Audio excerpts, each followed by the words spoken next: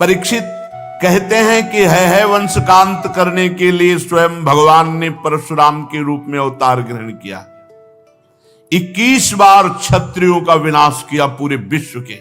राजा परीक्षित ने पूछा, प्रभु क्या अपराध हो गया क्षत्रियों से कि भगवान परशुराम जी ने 21 बार घूम घूम करके पूरे भूमंडल से क्षत्रियों का विनाश किया। श्री सुखदेव जी महाराज कहा कि परीक्षित, ये उन दिनों की बात है जिस समय है वंश का अधिपति शास्त्राबाहु अर्जुन, वो एक महान बलवान श्रेष्ठ राजा था और खास बात उसने दत्तात्रेय जी को प्रसन्न कर लिया था, अवधूत शिरोमणि दत्तात्रेय जी, और उनसे 1000 भुजाएं, कभी शत्रु से युद्ध में पराजित ना होना, कभी कोई ऐश्वर्य की कमी ना होना, जो इच्छा करे वो प्राप्त हो जाना, ये सब वरदान प्राप्त किए थे भगवान दत्तात्रेय जी से।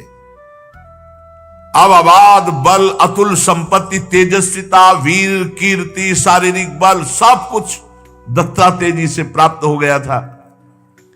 एक तरह से वो महायोगेश्वर खुद बन गया था दत्तात्रेय जी की कृपा से। शास्त्राबाहु अर्जुन वो ऐसी सिद्धियां जान गया था कि सूक्ष्म से सूक्ष्म, स्थूल से स्थूल वो शरीर धारण कर लेता। बड़ी सिद्धियां उसकी, वो वायु की तरह कहीं भी पहुंच जाता। ऐसी सिद्धियां दत्तात्रेय जी से प्राप्त की। एक बार एक गले में वैजंती माला डालकर बहुत सी सुंदर स्त्रियों के साथ नर्मदा जी में जल विहार कर रहे थे और उधर रावण नर्मदा के किनारे दिग्विजय करते हुए अपने तंबू लगाए हुए था। 500 भुजाएं इधर, 500 भुजाएं इधर, पूरी नर्मदा के जल को रोक दिया शास्त्राबाहु अर्जुन ने। रावण का शिविर डूबने लगा उधर। तो रावण ने पूछा, बिना वर्षा के कैसे बाढ़ आ गई उल्टा? बोले, महाराज एक वीर है जो स्त्रियों के साथ जल में खेल रहा, खेलते खेलते नर्मदा को उल्टा प्रवाहित कर। तो उनका हमसे बड़ा वीर कौन है? रावण बड़े घमंड में गया, अपने को बड़ा वीर मानता था और जाके शास्त्राबाहु अर्जुन से अब वीरता की बातें करने लगा। तो उन स्त्रियों को प्रसन्न करने के लिए खिलवाड़ में तो ऐसे रावण को पकड़ लिया शास्त्राबाहु अर्जुन ने, बंदर के समान एक पिंजड़े में बंद करके, और अपनी राजधानी माहिष्मती ले जा करके जहां घोड़े थे वहां पिंजड़ा रख दिया। पिंजड़े में 10 खोपड़ी वाले रावण को 20 भुजा, 1000 भुजा वाला शास्त्राबाहु अर्जुन, और सब सिद्धियां प्राप्त किए। तब महाराज पुलस्त जी को पता चला कि दिग्विजयी रावण घोड़सार में एक पिंजड़े में बंद है। तब जाके शास्त्राबाहु अर्जुन के सामने गए तो शास्त्राबाहु अर्जुन ने पूजन किया, क्योंकि पुलस्त ऋषि, तो उन्होंने आज्ञा करी कि छोड़ दो, हमारा नाती है। छोड़ दिया रावण को। अब शास्त्राबाहु अर्जुन का अभिमान बढ़ता चला गया, क्योंकि दिग्विजयी रावण जैसे को बंदी बना लिया। अब वो एक दिन शिकार खेलने के लिए अपने परिकर के साथ जंगल में गया तो प्यास लगी। तो पास में जमदग्नि जी का आश्रम था। तो जमदग्नि ऋषि के आश्रम में पहुंचे।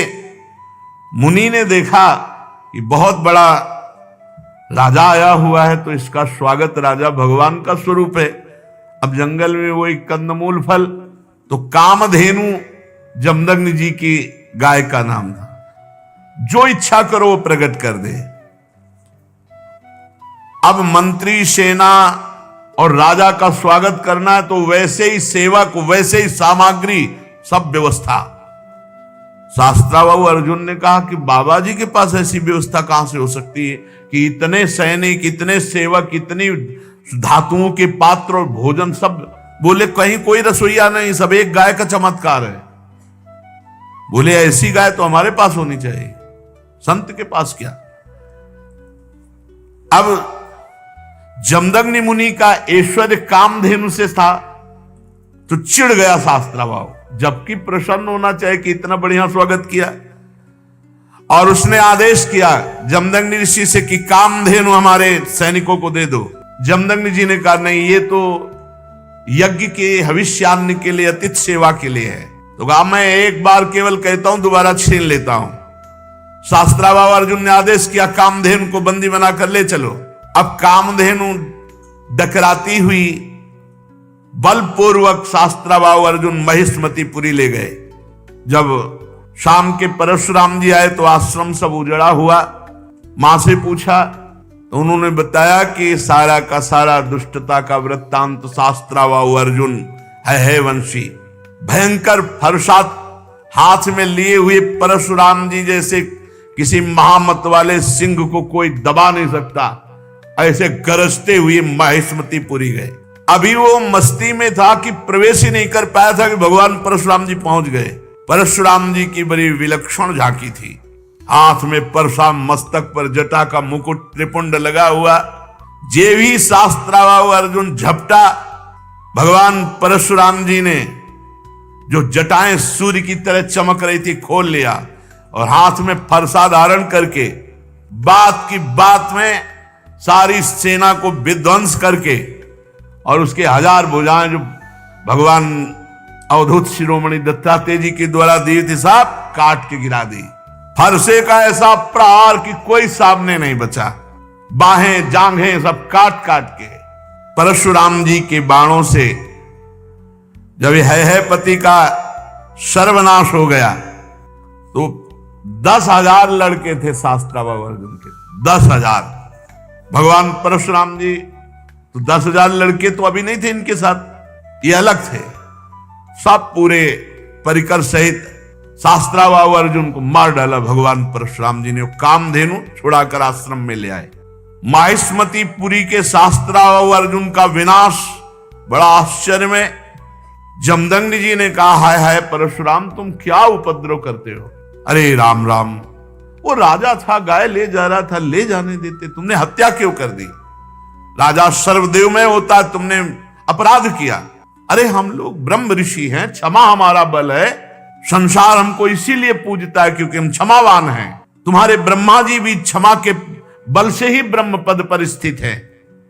ऋषियों की शोभा क्षमा होती है, ये सर्वशक्ति प्रदर्शन नहीं। भगवान तुम पर प्रसन्न हो, अब तुम तप परायण हो, तुमने अपराध किया, राजा का वध किया, ये ब्रह्म हत्या से भी बढ़कर है। जाओ तीर्थों का सेवन करते हुए तप करो और इसका प्रायश्चित कर डालो। भगवान परशुराम जी घुटने टेक कर जमदग्नि जी के आगे जो आज्ञा। अब 1 वर्ष तीर्थ यात्रा करके अपने आश्रम पर आए। परशुराम जी की माता रेणुका गंगा तट पर संध्या के लिए गंगा जल आदि लेने गई थी। वहां एक गलती हो गई माता जी से। आज सत्संग में कहा, नेत्र वाणी कान संभाल के नहीं अपराध बन सकता किसी से भी। तो वहां गंधर्वराज चित्ररथ अप्सराओं के साथ जल विहार कर रहा था। गंधर्वराज के जल विहार करते समय अंग प्रत्यंग और अप्सराओं की वो क्रीड़ा माता जी कुछ क्षण देखती रही। अच्छा लगा, बस कोई कामना नहीं हुई, कोई मलिनता नहीं आई, बस देखती रही, अच्छा लगा। और भूल गई कि संध्या का समय पतिदेव तर्पण आदि के लिए इसमें लिखा हुआ है कि उनका मन गंधर्वराजम क्रीडंतम मत्सरोभिर पश्यत, अच्छा लगा। विलोकयंती क्रीडंत मुदकार्थम नदीम गताहा, उनका मन खिंच गया चित्ररथ की इस अप्सराओं से केल। कहा जमदग्नि जी का एकांतिक भजन में स्वभाव, और माताजी ने जब चित्ररथ गंधर्व की केली देखी अप्सराओं से तो अच्छा लगा। बस ये संध्या का समय बीत गया। भगवान जमदग्नि जी इंतजार कर रहे हैं, ऐसा कैसे हो गया कि संध्या की अवहेलना हो गई और अभी तक रेणुका जल लेकर नहीं आई। अब जे ही होश आया जमदग्नि ऋषि को, भयभीत हो गई कि अब तो भारी अपराध बन गया। वो महर्षि के सामने आई है, गंगा जल का कलश रखा, हाथ जोड़कर खड़ी हो गई। जमदग्नि मुनि ने कहा मैं देख रहा था, तुम्हारा मन चित्ररथ गंधर्व की केली देखने में खिंच गया। तुम अपराधी हो, पापिनी हो, तुम एक ब्रह्म ऋषि की पत्नी होकर ऐसा कैसे देखा? इसका दंड है मृत्यु। ऐसा कठोर शासन। अन्य पुत्रों से कहा, मार डालो इसको, रेणुका को। किसी भी पुत्र की हिम्मत नहीं है। इतने में तीर्थ यात्रा करके भगवान परशुराम जी आए, प्रणाम किया तो उनका बेटा, मां और भाइयों को मार डालो। परशुराम जी ने कोई विचार नहीं किया, तत्काल मां और भाइयों के फरसे से गले उड़ा दिए। सत्यवती नंदन महर्षि जमदग्नि जी बहुत प्रसन्न हुए और कहा, बेटा तुम्हारी जो इच्छा हो वरदान मांगो। परशुराम जी ने कहा, मेरी मां मेरे भाई जीवित हो जाए, उनको ये पता भी न रहे कि मैंने वध किया है। तत्काल जीवित हो गए। भगवान परशुराम जी के ऐसा कहते हुए ऐसे उठ के बैठ गए जैसे सो के, पूरे सकुशल।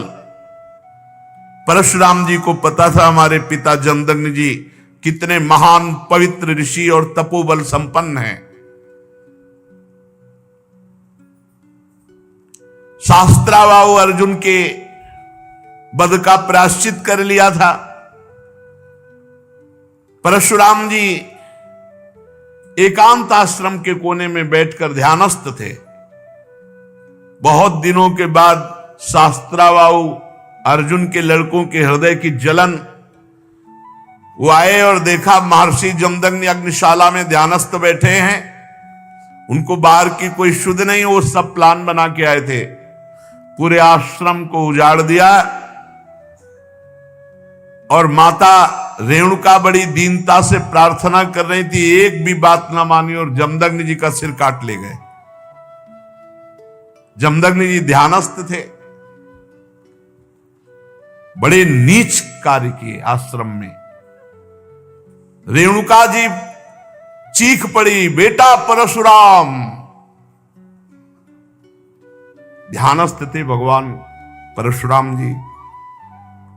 उनका मां का करुण क्रंदन, भागे फरसा लेकर। जब नजदीक आए तो देखा जमदग्नि जी का सर काट ले गए। परशुराम जी को अत्यंत क्रोध। माता से कहा कि बिलाप मत करो, वीर पुत्रों की मां बिलाप नहीं करती। आज मैं प्रण करता हूं कि विश्व में क्षत्रियों का संहार कर डालूंगा, एक भी क्षत्रिय विश्व में नहीं रहेगा। अभी पीछे जो आप चरित्र सुन रहे थे, उनमें एक घाघरा के नीचे माई के बालक क्षत्रिय छुपा लिया गया था। ताल जंग, वो क्या उनका नाम विस्मरण हो रहा, जंघा में के पास छुपा लिया था। वही केवल बचा था, उसी से क्षत्रिय वंश चला। पीछे चर्चा में भी आया था। भगवान परशुराम जी ने भगवान शंकर का स्मरण करके संकल्प लिया कि विश्व में क्षत्रिय नहीं रहने देंगे। परशुराम जी माहेश्मतीपुरी में गए और 10,000 पुत्रों के अलग अलग सर काट करके रख दिए और पूरे नगर का विनाश कर दिया। भारी पर्वत ऐसे सिर का मुंड ऐसे इकट्ठा कर दिए काट काट के, और कहते जाते ब्रह्मघाती तुम्हारा विनाश परशुराम करेगा। रक्त की नदी बहा दी, इतने काटे। जो राजा थे, क्षत्रिय थे, ब्राह्मण द्रोही क्षत्रियों का हृदय कांप उठा। भगवान वर्तमान में जो क्षत्रिय असुर स्वभाव वाले हो गए थे, उनके विनाश के लिए ही प्रकट हुए थे। इसलिए अपने पिता जमदग्नि के वध का निमित्त बनाकर 21 बार, एक बार घूम के काट डाला, फिर 2 बार घूम के, 21 बार पूरे विश्व में घूम करके 5 तालाब समंत पंचक में रक्त के बना दिए काट काट के। और फिर अपने पिता का सर जो सुरक्षित रखा हुआ था माता के पास, जोड़ा और पुनः जीवित कर दिया। पहले 21 बार क्षत्रियों का विनाश किया, फिर अपने पिता का सर ला के जोड़ा। और फिर बाद में सबके प्रायश्चित के लिए यज्ञ की और 7 दिशाएं जीत करके ब्रह्म ऋषियों को दान कर दी। इसके बाद यज्ञांत स्नान किया और समस्त पापों से मुक्त होकर मेघ रहित सूर्य के समान तेजस्वी परशुराम जी जमदग्नि जी को स्मृति रूप संकल्प में शरीर की प्राप्ति हुई। भगवान परशुराम जी से सम्मानित होकर उस सप्त ऋषियों के मंडल में 7वें ऋषि होकर आज भी विराजमान है। परीक्षित कमल लोचन जमदग्नि नंदन भगवान श्री हरि परशुराम बन करके आए और क्षत्रियों का विनाश करके जगत का मंगल किया। आज भी भगवान परशुराम जी विराजमान हैं महेंद्राचल पर्वत पर बड़े शांत स्वरूप। सिद्ध गंधर्व चारण उनके चरित्रों का गान करते हैं। सर्वशक्तिमान विश्वात्मा भगवान श्री हरि जब राम रूप में अवतार लिए और जब धनुष भंग हुआ तो अजगौ का खंडन सुनकर परशुराम जी के हृदय में क्षोभ हुआ कि फिर कोई क्षत्रिय ऐसा पैदा हुआ, क्योंकि वो सब विनाश लीला करके शांत। कौन ऐसा पैदा हो गया जो हमारे गुरु का अजगौ खंडन कर दिया। अब ध्यान के द्वारा, वहां फोन से तो मतलब नहीं, ध्यान के द्वारा देखा, बोले विदेहराज जनक की नगरी मिथिला पहुंच गए। इनके चलने से ही पृथ्वी कांपती थी। देख ले कि परशुराम जी आ रहे तो मतलब जितने भाग पाए नहीं, चरणों में लौट जाते थे अपने बाप बाबा का नाम लेते हुए। ऐसा सहजे चितवन मनोह रिसाने, ऐसे देख लिए तो समझ गए हमारी आयु पूरी हो गई। कोई भी हो, ऐसा रुद्र रूप भगवान परशुराम का। पिता सहित नाम लेकर सब दंडवत प्रणाम। महाराज जनक भी सब सीता जी को लाके, विश्वामित्र जी राम लक्ष्मण को लाके दंडवत कराई। भगवान परशुराम ने कहा, जनक इस सभा में कौन ऐसा है जो हमारे गुरु भगवान शंकर के अजगौ का खंडन करने वाला है। सारी सभा उसको छोड़कर अलग हो जाए या वो सभा को छोड़कर अलग हो जाए, नहीं अभी सारी सभा मारी जाएगी। अब तो कोई उनके ये थोड़ी था कि केवल भाषण ही दे रहे हो। उन्होंने 21 बार क्षत्रियों का, पूरी जनकपुरी में हाहाकार मच गया। जानकी जी को एकांत लेकर उनकी माता रोने लगी, सब बन गया था बिगड़ गया, नहीं तो बढ़िया बन गया था। अजगौ खंडन हो गया, राम जी के साथ सिया जी का ब्याह हुआ। बाहर उलरे चलाए दे रहे थे परशुराम जी। लक्ष्मण जी ने कहा, महाराज थोड़ा शांति धारण करो। शांति, ऋषि का स्वरूप शांत, घोर वेश धारण किए हुए हो, कैसे बार बार, ये ऋषियों की मर्यादा। अरे ये किसका लड़का है, हमको समझा रहा है। परशुराम जी हमको समझा रहा है, हमारा गीत न विश्वामित्र जी का बता दो हम कौन है। अरे लक्ष्मण जी ने कहा, गुरु जी के बताने की जरूरत नहीं, आप कई बार बता चुके हो। आपने तो अपने मुख से कई बार बताया कि आपने फरसा से क्षत्रियों को काटा, ये वो खूब बता चुके हो। महाराज यहां कुमड़ बतिया को नाही, जे तर्जनी देख मर जाए। ये बार बार उलरो मत, गुस्सा मत दिखाओ। यहां कुम्हड़ा की बतिया नहीं कि तुम्हारी तर्जनी उंगली देखने से हम, महाराज हम रघुवंशी हैं। जहां परशुराम जी का क्रोध बढ़ता वहां राम जी आगे आ जाते, हाथ जोड़कर विनय करने लगते। तब उन्होंने कहा, पहला फरसा तुम्हारे चलेगा। राम जी से कहा कि पहला, क्योंकि जब हमको क्रोध आता है, ये छोटा राजकुमार क्रोध दिलाता है, इसको तो समझाते नहीं और हमसे विनय करते हो, और हमें लगता है कि तुम्ही ने अजगौ खंडन किया है। राम जी ने कहा, हां आपका कोई दास, निज दास, वही ऐसा करने के साहस कर सकता है। अरे दास तो सेवा करता है, स्वामी के प्रति अपराध नहीं करता है। बहुत क्रोधित होकर के तब उन्होंने कहा परशुराम जी से, सावधान, अभय होए जो तुम्हें डराए। पहली बात तो जो आपसे डर जाता है वो अभय हो जाता है, क्योंकि आपका स्वरूप ऐसा है। और दूसरी बात हम आपको बता रहे हैं, हम रघुवंशी हैं। काल भी सामने ललकार दे तो कदम पीछे नहीं हटाते। भगवान श्री राम के गंभीर वचन जे ही कान में पड़े वो आंख में आंख मिलाई तो थर्रा गए परशुराम जी और कहा, एक हमारा संशय निवृत्त करो, इस धनुष पे प्रत्यंचा चढ़ा दो, बस मेरे हृदय में कुछ संशय हो गया। ऐसे ही जे ही लेने को हुए से धनुष आ गया, खिलवाड़ में चाप चढ़ा दी। तो उनका भगवान श्री हरि के सारंग धनुष पर चाप केवल श्री हरि चढ़ा सकते हैं। आप श्री हरि हैं, आप हमारे भगवान हैं और भगवान के चरणों में झुके। और उस दिन जो चाप चढ़ा तो भगवान श्री राम ने कहा, आपकी आयु को नष्ट कर दे या आपके तप को नष्ट कर दे, क्योंकि बाण व्यर्थ नहीं जाएगा। तो उनका, प्रभु हम तो आपके आश्रित हैं, तप को नष्ट कर दीजिए जिसे हम पुनः कर सकते हैं, लेकिन आयु और अंतर्ध्यान शक्ति आदि को नाश मत कीजिए। भगवान ने परशुराम जी के तप को लक्ष्य बनाकर बेधा। उस दिन से आज भी शांत स्वभाव से बिना किसी को मारे काटे भगवान महेंद्राचल पर्वत पर विराजमान है।